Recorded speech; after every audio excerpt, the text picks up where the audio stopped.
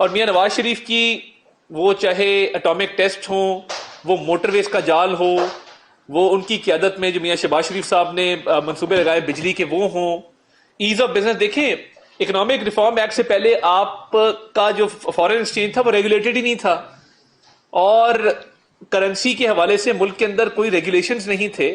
میاں نواز شریف نے جو بنیاد رکھی اکنامک ریفارمز ایکٹ کی، تو ایز آف بزنس کے اس ملک میں موجد جو ہے وہ میاں نواز شریف ہیں.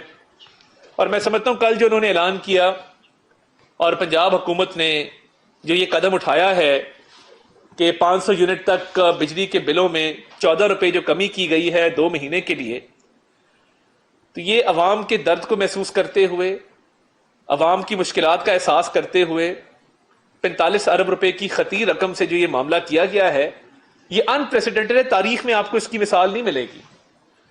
تو بہت واویلا تھا بجلی کے اوپر، اور ایک سابقہ کیئر ٹیکر منسٹر بھی بڑے ووکل تھے اس معاملے کے اوپر. میں چاہوں گا کہ وہ بھی آ کے پذیرائی کریں اور کہیں کہ جی یہ بہت اچھا قدم اٹھایا ہے. اور میاں نواز شریف کی لیڈرشپ میں پنجاب حکومت نے جو یہ قدم اٹھایا ہے، یہ گرمیوں کے مہینوں میں جو آسانی پیدا ہوگی عوام کے لیے، یہ بہت بڑا قدم ہے. اور میاں نواز شریف نے جیسے میں نے کہا ہمیشہ عوامی خدمت کی سیاست کی ہے، اور ان کو یہ بڑا بوجھ محسوس ہو رہا تھا کہ اس دور میں بجلی کے بل مہنگے کیوں ہیں. تو انہوں نے اس وجہ سے پھر یہ ایک جرأت مندانہ اور دلیرانہ قدم اٹھایا، اور عوام کو ریلیف دینے کے لیے بجلی کے بلوں میں یہ بہت بڑا پیکج دیا گیا ہے. تو اس کے لیے وزیر اعظم صاحب نے بھی، ہم بھی پنجاب حکومت کی اس قدم کو سراہتے بھی ہیں، اور ہم یہ سمجھتے ہیں کہ اگر عوامی سیاست اور عوامی خدمت کی سیاست کی ہے اور عوامی خدمت کے لیے اس ملک میں منصوبے لگائے ہیں، معیشت کی بہتری کی ہے. 2018 سے پہلے کے حالات آپ دیکھیں کہ اس دور میں 4% مہنگائی تھی، 6% گروتھ تھی. تو یہ پھر مہنگائی کس کے دور میں ہوئی؟ میاں نواز شریف صاحب نے بالکل ٹھیک فرمایا کہ یہ مہنگائی اس دور میں ہوئی کہ جس دور میں 190 بلین پاؤنڈ کا کیس ہوا. یہ مہنگائی اس دور میں ہوئی جس دور میں توشہ خانہ کا کیس ہوا. یہ مہنگائی اس دور میں ہوئی جس دور کے اندر سائفر کا کیس ہوا. یہ مہنگائی اس دور میں ہوئی کہ جس دور میں فرا گوگی اور پنجاب کا پورا ایک سسٹم تھا جہاں پہ بیڈ گورننس اور کرپشن عام تھی. تو یہ تو مہنگائی ساری اس دور میں ہوئی ہے. تو یہ چیک کرنا چاہیے نا کہ میاں نواز شریف کے دور کی 4% مہنگائی سے یہ مہنگائی 22-23% پہ کیسے گئی، اور اب یہ دوبارہ مہنگائی 22-23% سے میاں شہباز شریف کے دور میں یہ 11% تک کیسے آئی ہے، اور مزید کمی کی توقع کی جا رہی ہے. عالمی مالیاتی جریدے، عالمی مالیاتی ادارے یہ کہہ رہے ہیں کہ یہ مہنگائی میں مزید کمی واقع ہوگی، اور بڑی کلیئرٹی کے ساتھ کہہ رہے ہیں. پیٹرول کی قیمت، ابھی وزیر اعظم صاحب نے عوام کو ایک تحفہ دیا 14 اگست کے اوپر، یوم آزادی کے اوپر، کہ جہاں پہ ارشد ندیم کی فتح کی خوشیاں منائی جا رہی تھی، جشن منایا جا رہا تھا، ہیروز ویلکم دیا گیا، اسٹیٹ گیسٹ ڈکلیئر کیا گیا، تو وہاں پہ 14 اگست پہ پیٹرول کی پرائسز میں بھی کمی کی گئی. تو دیکھیے یہ تمام اقدامات ہیں، پیٹرول کی پرائسز میں کمی، بجلی کی قیمتوں میں کمی، اور وزیر اعظم شہباز شریف اس سے پہلے 3 ماہ کے لیے 50 ارب روپے کی خطیر رقم سے وہ آلریڈی بجلی کے جو 200 یونٹ والے صارفین ہیں ان کو سبسڈی دے چکے ہیں، اور وہ 3 ماہ کے لیے ہے. تو ہم یہ سمجھتے ہیں کہ یہ جون جولائی اگست کے مہینوں کے لیے جو سبسڈی دی گئی ہے میاں شہباز شریف صاحب کی طرف سے 50 ارب روپے کی لاگت سے، تو یہ بہت بڑا قدم تھا. اور بجلی کے بلوں میں جو ہے وہ 4 سے 7 روپے فی یونٹ کمی آئی. اس کو اب آگمنٹ کیا ہے پنجاب حکومت نے کہ انہوں نے 500 یونٹ والا ایک بہت بڑا پیکج دیا ہے جس کے اندر 14 روپے کمی کی جا رہی ہے. تو میں یہ سمجھتا ہوں کہ یہ بہت بڑے اقدامات ہیں جو عوام کی بہتری کے لیے، عوام کے ریلیف کے لیے کیے گئے ہیں، اور انشاءاللہ تعالی آگے مہنگائی میں کمی واقع ہوگی اور حالات مزید بہتر ہوں گے. تو یہ دونوں اقدامات جو کل پنجاب حکومت نے ایک بہت بڑا قدم لیا، اور اس سے پہلے وفاقی حکومت آلریڈی 200 یونٹ والا قدم لے چکی تھی، تو ان حالات کے اندر بہتری لانے کے لیے، عوام کو ریلیف دینے کے لیے ہم سمجھتے ہیں کہ جو بھی قدم اٹھانا پڑا وہ میاں نواز شریف کی لیڈرشپ میں اٹھائیں گے، اور وفاقی حکومت میاں شہباز شریف کی قیادت میں اور صوبائی حکومت پنجاب کی مریم نواز شریف صاحبہ کی قیادت میں مکمل عوامی ریلیف کے ایجنڈے پر کاربند ہیں، اور ہر طرح سے عوام کو ریلیف مہیا کر کے ہی دم لیں گے. یہ بالکل کلیئرٹی کے ساتھ میں بتا دینا چاہتا ہوں. اس کے علاوہ جنرل فیض کے اریسٹ کے بعد ایک اس ملک کے اندر آپ نے دیکھا کہ جس طریقے سے معاملات آگے چلے ہیں اور فوج کے ادارے نے شفاف تحقیقات جو ہیں وہ کی ہیں اور ایک ان کا انٹرنل اکاؤنٹیبلٹی کا اپنا میکنزم ہے. تو یہ جو انٹرنل اکاؤنٹیبلٹی کا میکنزم ہے، فوج کا ادارہ دنیا کے بہترین اداروں میں اس لیے جانا جاتا ہے کہ وہ وہاں پہ وہ خود احتسابی میں یقین رکھتے ہیں، اور ان تحقیقات کے نتیجے میں جو مزید لوگ بھی اریسٹ ہوئے ہیں یا باقی اریسٹ ہونے جا رہے ہیں، جس کے اندر یہ تحقیقات کا دائرہ کار بڑھتا نظر آ رہا ہے، یہ صرف اس لیے ہے کہ ایک سیاسی لیڈر نے، تحریک انتشار کے جو چیئرمین ہیں عمران احمد نیازی صاحب، انہوں نے اس ملک کے اندر انتشار کی سیاست کی، تقسیم کی سیاست کی، نفرت کی سیاست کی، اور انہوں نے ان لوگوں کے ساتھ گٹھ جوڑ کر کے، ان لوگوں کے ساتھ ملاپ کر کے اس ملک میں بدامنی پھیلانے کی، ملکی سالمیت کو نقصان پہنچانے کی کوشش کی. تو اس تمام جو یہ سازشیں ہو رہی تھیں ملکی سالمیت کے خلاف، ملک میں انتشار پھیلانے کے لیے، یہ تمام تر اس سازش کا سرغنہ عمران نیازی تھا، اور اس کی سہولت کاری جنرل فیض اور ان کے جو باقی ساتھی ہیں وہ کر رہے تھے. تو یہ ایک سیاسی گٹھ جوڑ تھا بانی چیئرمین پی ٹی آئی کی قیادت میں، جس کے ساتھ لنک تھا جنرل فیض کا اور باقی افسران کا، اور باقی کچھ اس میں اور اداروں کے بھی لوگ شامل ہیں. اور دیکھیے یہ دائرہ کار بڑھے گا، چاہے کوئی ثاقب ہو، کوئی نثار ہو، یہ معاملات آگے چلیں گے، شفافیت کے ساتھ چلنے ہیں. اور یہ کسی کو اس ملک میں اجازت نہیں دی جا سکتی کہ ایک سیاسی لیڈر یہ طے کرے اور باقی لوگوں کو ساتھ ملا کر کلوژن کے ساتھ، گٹھ جوڑ کے ساتھ اس ملک میں تباہی پھیلانے کی کوشش کرے. اور یہ مجھے بتائیے کہ دہشت گردوں کو واپس کون لے کے آیا تھا؟ کیا وہ بھی گٹھ جوڑ نہیں تھا؟ کیا اس وقت بھی بانی چیئرمین پی ٹی آئی نے ان کے ساتھ مل کے کہا کہ جی یہ طالبان کو واپس آنا چاہیے؟ یہ بھی بات قابل غور ہے، قابل ذکر ہے کہ یہ بھی گٹھ جوڑ تھا، طالبان کو واپس لا کے بسایا گیا. آج ملک کے اندر جو امن خراب ہوا ہے اس کے ذمہ دار یہ لوگ ہیں. تو یہ سیاسی کلوژن جو کی گئی اور یہ جو انتشار پھیلایا گیا بانی چیئرمین پی ٹی آئی کی قیادت میں، یہ تمام لوگ اس کا حصہ تھے، جنہوں نے نہ صرف سیاست میں حصہ لیا بلکہ ملک کا امن بھی خراب کیا، ملک کی جو قومی سلامتی ہے اس کو بھی نقصان پہنچایا اور انتشار پھیلایا ملک کے اندر. تو یہ معاملات ہیں جس کے میں سمجھتا ہوں کہ ابھی بھی جس طرح شواہد سامنے آ رہے ہیں کہ بانی چیئرمین پی ٹی آئی کا رابطہ بحال تھا، نہ صرف طریقے عدم اعتماد کے دوران ان کا رابطہ رہا اور گٹھ جوڑ جو تھا اس کے نتیجے میں جوڑ توڑ کی سیاست کی گئی، بلکہ اب بھی جیل سے بھی پیغام رسانی جو تھی وہ جاری تھی. تو وہ کس لیے تھی؟ وہ ملک میں انتشار پھیلانے کے لیے تھی.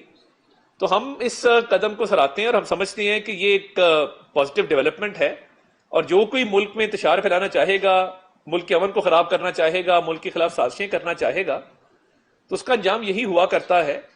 اور یہ ہم سمجھتے ہیں کہ یہ سیلف اکاؤنٹیبلٹی باقی اداروں کو بھی کرنی چاہیے، اور اس کا دائرہ کار جو ہے وہ بالکل وسیع ہونا چاہیے. تو اس کے علاوہ میں یہ ضروری سمجھتا ہوں کہ جس طرح اب باقی صوبوں نے بھی کچھ عوام کو بجلی میں ریلیف دینے کے لیے پروگرام بنائے ہیں، جس میں فیڈرل گورنمنٹ اور بلوچستان کی صوبائی حکومت کا ایک جوائنٹ پروگرام آیا ہے سولر ٹیوب ویلز کا. وہ 28,000 سولر ٹیوب ویلز بلوچستان کے صوبے میں لگیں گے. اس سے بجلی کی بچت بھی ہوگی، کسان کو بھی ریلیف ملے گا. اس میں 70-30 کاسٹ شیئرنگ بیسز ہے، اور وفاقی حکومت اور صوبائی حکومت کے اشتراک سے وہ سولر ٹیوب ویل لگنے جا رہے ہیں. وزیر اعظم صاحب نے کل جو ایک میٹنگ لی جس میں حکومت کا حجم کم کرنے کے لیے، رائٹ سائزنگ، ڈاؤن سائزنگ کرنے کے لیے، اداروں کو جو غیر فعال ہیں، جو بوجھ بنے ہوئے ہیں سرکاری خزانے پہ، ان کو بند کرنے کے لیے جو کل انہوں نے تجاویز طلب کی ہیں، اس پہ بھی بڑی تیزی سے وہ عمل پیرا ہے اور اس پر بڑی تیزی سے کام جاری ہے. اور آنے والے وقت میں آپ دیکھیں گے کہ اس پہ کام آگے بڑھتا چلا جائے گا. ایک اور چیز کا میں ذکر کروں، کل لطیف کھوسا صاحب نے چیف جسٹس آف پاکستان قاضی فائز عیسیٰ صاحب کی اہلیہ سرینا عیسیٰ صاحبہ کے بارے میں کہا کہ ان کی متعصبانہ سوچ ہے اور وہ بائسڈ ہیں اور ان کا ایک پولیٹیکل پارٹی کے خلاف بائس ہے. کھوسا صاحب کو یہ باتیں زیب نہیں دیتی تھیں، کہ جھوٹ بہتان الزام جو ان کے لیڈر کا وتیرہ ہے وہ اس کو اپناتے ہوئے جو ان کے منہ میں آئے وہ بولتے چلے جائیں. یہ وہی سازش ہے جو بانی چیئرمین پی ٹی آئی اور ان کے حواریوں نے اس وقت کی تھی اور قاضی فائزیسا کے خلاف ریفرنس موو کیا تھا اور اس ریفرنس کے تحت ان کی اہلیہ کو کٹہرے میں لا کے کھڑا کیا تھا جن کا کوئی قصور نہیں تھا. تو وہ مائنڈ سیٹ آج بھی جاری ہے. کیا ہی اچھا ہوتا کہ لطیف کھوسا صاحب متعصبانہ سوچ کی اصل عکاسی کرتے ہوئے بتاتے کہ اس وقت جو ایک آڈیو آئی تھی اور کہا گیا تھا کہ میں جلسے میں موجود تھی, رافعہ صاحبہ جو ساس تھیں سابق چیف جسٹس امرتا بندیال صاحب کی, اور ان کے فیملی ممبر جب تحریک انصاف کے جلسوں میں جاتے تھے تب تو آپ نے نہیں کہا کہ ہمارے کیس بندیال صاحب کی کورٹ میں نہ لگائے جائیں, ان کی سوچ جو ہے ہماری طرف بائسڈ ہے. تب تو آپ نے نہیں کہا کہ یہ آڈیو آئی ہے اور اس کے اندر باقاعدہ ایک پولیٹیکل پارٹی کی سپورٹ میں کہا جا رہا ہے کہ میں نے اپنے سن ان لا سے بات کی ہے, فیملی میں بات ہوئی ہے کہ ہم نے ایک پولیٹیکل پارٹی کو اس کے لیڈر کو سپورٹ کرنا ہے. تب تو آپ نے نہیں کہا کہ یہ تعصب ہے. تب تو آپ نے یہ نہیں کہا کہ ہم نہیں مناسب سمجھتے کہ کوئی بھی تحریک انصاف کا کیس ان کے پاس لگے کیونکہ یہ آڈیو آ گئی ہے اور یہ لگتا یہ ہے کہ ہماری فیور میں ہے. تو تعصب کسے کہتے ہیں, بائس ہونا کسے کہتے ہیں, پولیٹیکل پارٹی کی حمایت کسے کہتے ہیں, وہ آپ آڈیو سن لیں گے تو آپ کو بالکل یاد آ جائے گا. میں نے کہا میں آپ کو یاد دہانی کرا دوں, یہ جو آپ نے مہم شروع کی ہے یہ کامیاب نہیں ہوگی, اور مہربانی فرما کے یہ ریفرنس آپ نے دائر کیا تھا اس کا جو انجام ہوا سو ہوا اور وہ بے گناہ ثابت ہو چکے. اس کے بعد مزید ان کو آپ سیاست میں مت دھکیلیں اپنے پرسنل گینز کے لیے. جو آپ کر رہے ہیں وہ پوری قوم دیکھ رہی ہے, اور تعصب کو پہچاننا سیکھیں.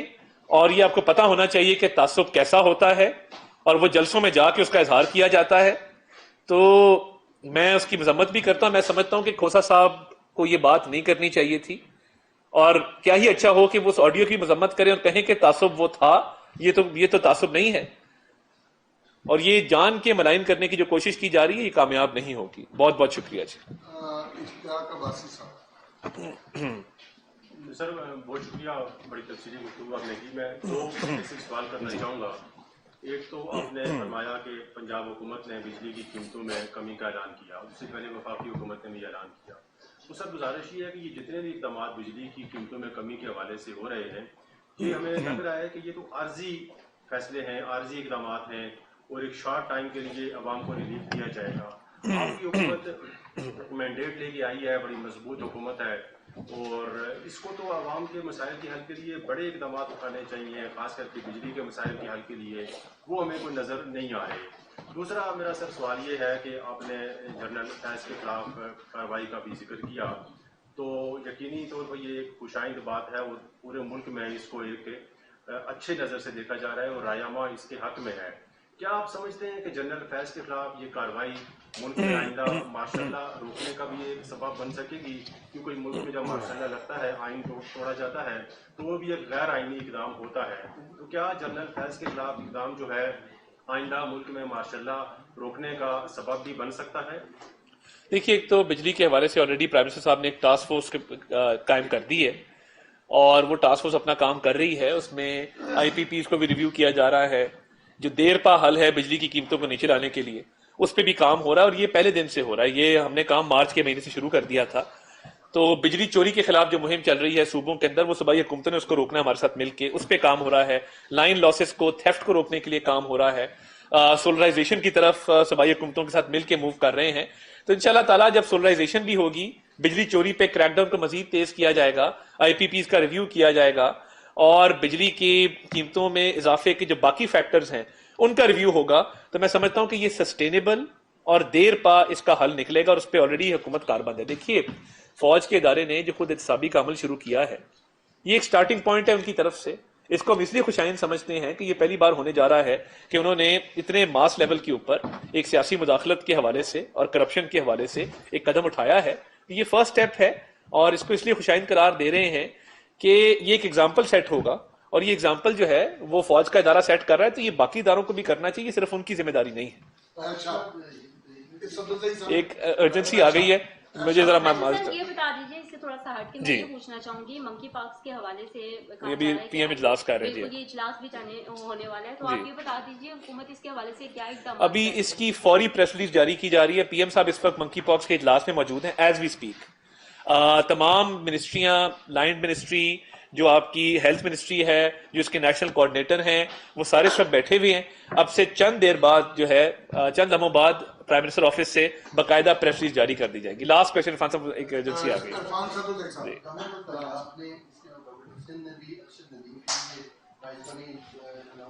جی جی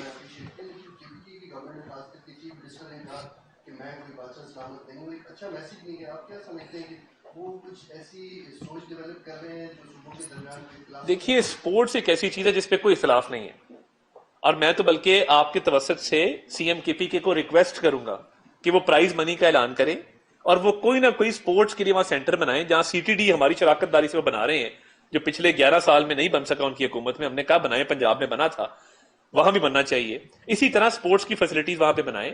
بہت اچھے اسپورٹس مین پختونخوا سے آ رہے ہیں. کرکٹ ٹیم آپ کی آدھی جو ہے وہ پختونوں پہ مشتمل ہے.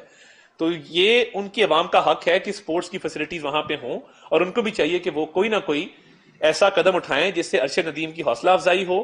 ایک قوم کو اس نے اکٹھا کیا ہے، وہ قومی فخر ہے ہمارا، اور ہم نے جو اس کے لیے کیا، پنجاب حکومت نے کیا. آپ نے دیکھا کہ ایک اسٹیٹ گیسٹ کے طور پہ وہ اسلام آباد میں موجود رہے، اور یہ protocol we we I Ps کو بھی نہیں دیا جاتا جو ارشد ندیم کو دیا گیا. وہ پشاور بھی گئے، وہ کراچی بھی گئے، ادھر F9 پارک کے اندر ہزاروں کے مجمع کو انہوں نے ایڈریس کیا. تو ہم تو ارشد ندیم کئی اس ملک میں چاہتے ہیں کہ پیدا ہو اور ملک کا نام روشن کریں. خیبر پختونخوا کی حکومت کو بھی اس میں حصہ ڈالنا چاہیے. بہت شکریہ، تھینک یو.